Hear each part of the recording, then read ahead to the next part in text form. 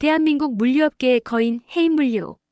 그 거대한 제국의 아침은 그러나 가장 낡고 초라한 버스 한 대에서 시작되고 있었습니다. 해인 1호. 30년 전 이제는 고인이 된 창업주가 자신의 피땀으로 일군 첫 번째 자산이자 회사의 살아있는 역사였습니다. 그리고 그 역사의 운전대를 잡고 있는 사람은 올해 70의 이철이 할아버지였죠. 그는 단순한 기사가 아니었습니다. 긴장한 신입사원에게는 따뜻한 농담을 건네는 아버지였고 야근에 지친 직원에게는 말없이 바카스를 건네는 든든한 동료였습니다. 그는 매일 아침 버스에 오르기 전 낡은 운전석 밑에 작은 보관함을 열어 그 안을 잠시 들여다보는 그만의 의식이 있었습니다. 누구도 그 안에 무엇이 들었는지 알지 못했죠. 하지만 새로 부임한 젊은 CEO 한민석의 눈에 이 모든 것은 반드시 제거해야 할 구시대의 감상주의일 뿐이었습니다. 미국에서 AI 경영학을 전공하고 돌아온 그는 오직 데이터와 효율성만을 신봉했습니다. 그의 눈에 낡은 버스와 늙은 기사는 회사의 첨단 이미지에 먹칠을 하는 흉물과도 같았죠. 그는 본사 로비에 걸린 아버지의 초상화를 일부러 외면하며 지나쳤습니다. 아버지의 그림자가 너무나 컸기에 그는 아버지가 남긴 모든 것을 지워버리고 자신만의 제국을 건설하고 싶었습니다. 그날 저녁 그는 비서에게 차갑게 명령했습니다. 내일 오전 해인 2.0 비전 선포식을 개최합니다. 낡은 시대의 종말을 제 손으로 직접 고할 때가 됐으니 다음 날 오후 대강당은 한민석의 젊은 카리스마에 압도당하고 있었습니다. 여러분, 이제 우리는 과거의 비효율과 작별할 시간입니다. 그의 선언과 함께 스크린에는 운전기사 없이 도로를 질주하는 유선형의 자율주행 셔틀 영상이 펼쳐졌습니다. AI 관제 시스템 헤르메스가 여러분의 시간을 1초까지 아껴줄 것입니다. 인간의 감정적인 판단, 불필요한 정차는 이제 역사 속으로 사라질 것입니다. 젊은 직원들은 환호했지만 회사에 오래 몸담았던 중역들의 얼굴에는 불안한 그림자가 스쳤습니다. 민석의 시선은 강당 가장 뒷자리에 작업복 차림으로 조용히 앉아있는 이철이 할아버지에게 향했습니다. 그리고 저기 보이는 우리 회사의 상징과도 같았던 낡은 통근 버스들은 이달 말까지 모두 폐기 처분될 것입니다. 그의 목소리에는 한치의 망설임도 없었죠. 그는 보란듯이 해인 1호의 사진을 띄우고 말했습니다. 특히 이 버스는 박물관이 아닌 고철 처리장으로 가야 마땅합니다. 그 순간 강당은 얼음물을 끼얹은 듯 조용해졌습니다. 철이 할아버지는 아무 말 없이 그저 굳은 표정으로 단상을 응시했습니다. 자신의 일자리를 잃는 것보다 평생의 친구였던 선대 회장과의 추억이 담긴 버스가 고철 취급을 받는 것에 심장이 점여왔습니다. 선포식이 끝나고 모두가 흩어진 강당, 철이 할아버지는 텅 빈 버스의 운전석에 앉아 낡은 핸들을 어루만지며 나지막이 속삭였습니다. 여보게 한 사장 저 아이가 아직 모르는군. 자네와 내가 이 안에 무엇을 숨겨두었는지. 그의 독백은 앞으로 닥쳐올 거대한 폭풍의 가장 고요한 눈이었습니다. 한민석의 압박은 그날 이후 더욱 집요하고 잔인해졌습니다. 그는 이철이 할아버지가 스스로 물러나게 만들 작정이었죠. 그날 아침은 유독 날이 굳었습니다. 정류장에서 한 젊은 엄마 직원이 아이의 유모차 바퀴가 고장나 쩔쩔매고 있었습니다. 철이 할아버지는 주저없이 버스를 세우고 내려 10여 분간 땀을 흘리며 유모차를 고쳐주었죠. 그 때문에 회사 도착이 15분 늦어졌습니다. 회사 정문에는 한민석이 팔짱을 낀 채 그를 기다리고 있었습니다. 그가 버스에서 내리자마자 민석은 모든 직원이 보는 앞에서 고함을 질렀습니다. 당신 여기가 개인 택시인 줄 아시오? 당신의 값싼 동정심 때문에 수십 명의 시간이 낭비됐잖소. 할아버지는 굽히지 않고 대답했습니다. 어린아이가 위험에 처했는데 애비된 심정으로 어찌 그냥 지나칩니까? 그 대답이 민석의 마지막 이성을 끊어버렸습니다. 애비, 당신 같은 낡고 비효율적인 감상주의가 바로 내 아버지가 남긴 최악의 유산이오. 당신 오늘부로 해고야. 그 고물. 버스랑 함께 당장 내 눈앞에서 사라져. 그 자리에 있던 모든 직원들이 얼어붙었습니다. 할아버지를 도왔던 젊은 엄마 직원이 울먹이며 대표님, 그게 아니오라 하고 나섰지만 민석의 살벌한 눈빛에 입을 다물어야 했습니다. 그 순간 본사 건물 창문 너머로 창업 멤버인 박상무가 굳은 표정으로 이 모든 광경을 지켜보고 있었습니다. 그는 조용히 수화기를 들고 어딘가로 전화를 걸었습니다. 최악의 상황이 시작됐네. 그 아이가 결국 판도라의 상자를 열어버렸어. 이철의 할아버지가 쫓겨나고 한 달 후 해인 2.0 시스템이 화려하게 가동을 시작했습니다. 한민석은 자신의 승리를 자축하며 거대한 관제센터에서 AI 헤르메스가 전국의 물류망을 완벽하게 통제하는 모습을 황홀하게 바라보고 있었죠. 바로 그때였습니다.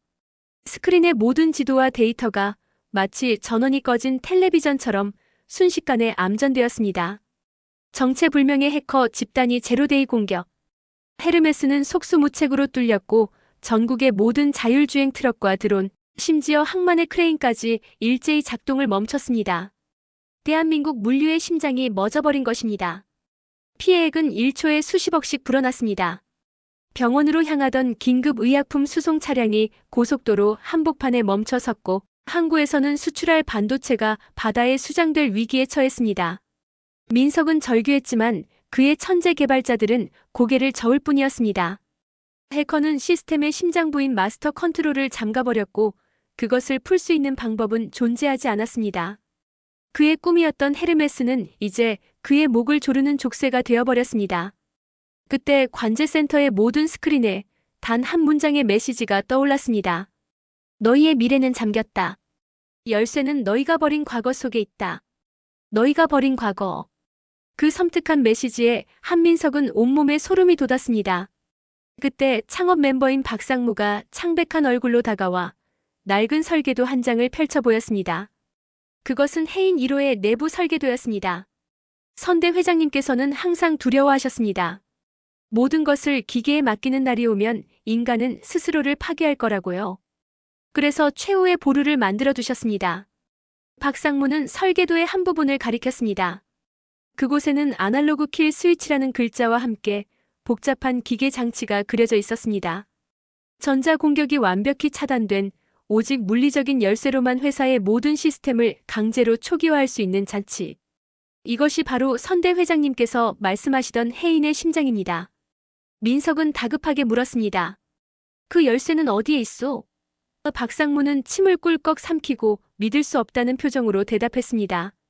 심장은 심장부에 숨기는 법입니다. 바로 해인 1호 버스 어딘가에 있습니다. 민석은 다시 물었습니다. 그 버스는 어디에 있소? 박상무의 얼굴이 하얗게 질렸습니다. 대표님께서 폐기 처분하라 명하셨습니다.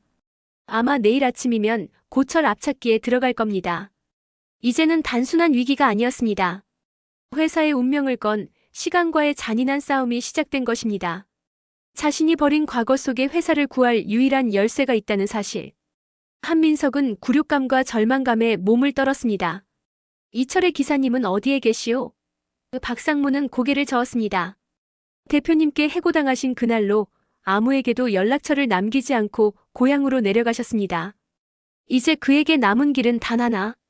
자신의 오만함과 자존심을 모두 버리고 자신이 내쫓았던 그 노인에게 돌아가 용서를 구하고 도움을 청하는 것. 그는 수행원도 없이 혼자 차를 몰아 이철이 할아버지의 고향으로 향했습니다. 서울에서 땅끝 마을까지 그 세상에서 가장 긴 길 위에서 그는 처음으로 아버지의 진짜 모습을 떠올렸습니다. 아버지가 왜 그토록 낡은 버스를 아꼈는지, 왜 그토록 이철이 할아버지를 내 오랜 친구라 부르며 챙겼는지. 아버지가 지키려 했던 것은 낡은 버스가 아니라 회사를 함께 일군 동료에 대한 의리와 사람의 힘을 믿었던 철학이었음을 그는 비로소 깨닫기 시작했습니다. 수소문 끝에 찾아간 할아버지의 낡은 집은 불이 꺼진 채 굳게 잠겨 있었습니다. 떠나셨소다. 옆집 할머니가 무심하게 말했습니다.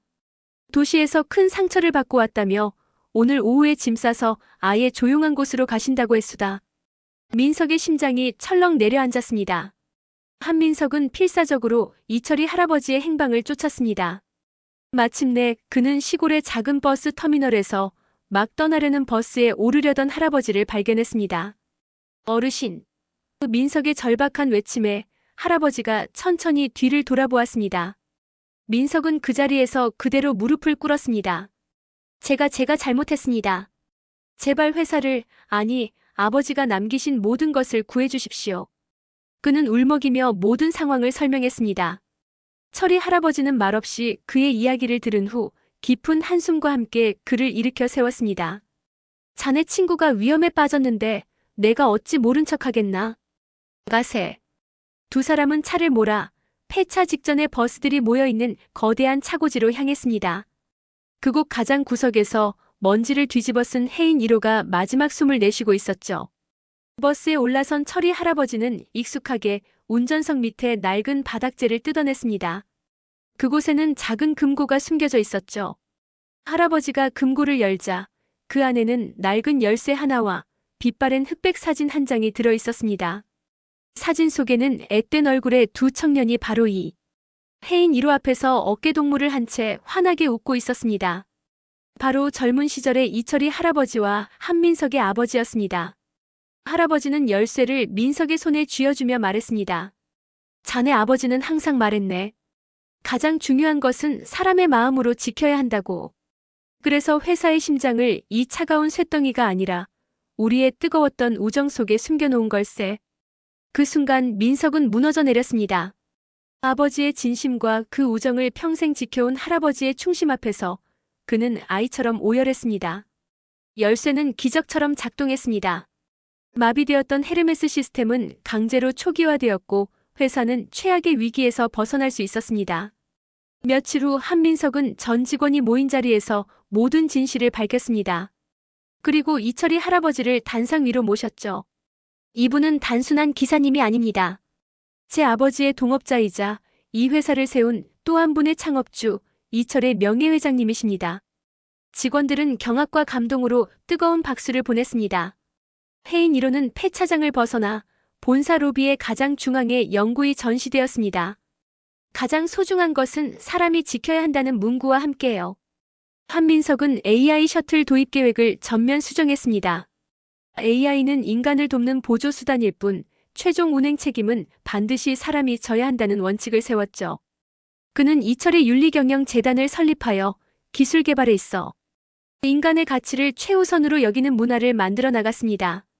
그 후 민석은 주말마다 철이 할아버지를 찾아갔습니다. 그는 더 이상 CEO가 아닌 아버지의 친구에게 인생을 배우는 아들의 모습이었습니다. 어느 맑은 날 민석은 할아버지와 함께 깨끗하게 복원된 해인 1호를 정성껏 세차했습니다. 묵은 때를 벗겨내며 그는 자신의 과오와 오만함도 함께 씻어내는 듯 했습니다. 할아버지는 그런 그를 흐뭇하게 바라보며 말했습니다. 이제야 자네 아버지의 진짜 아들이 되었구먼. 그렇게 해인 물류의 마지막 운행은 끝났지만 사람의 마음을 향한 새로운 운행이 막 시작되고 있었습니다. 여러분의 삶에는 낡았지만 가장 소중하게 지켜야 할 해인 1호와 같은 가치가 있나요? 댓글로 여러분의 이야기를 들려주세요.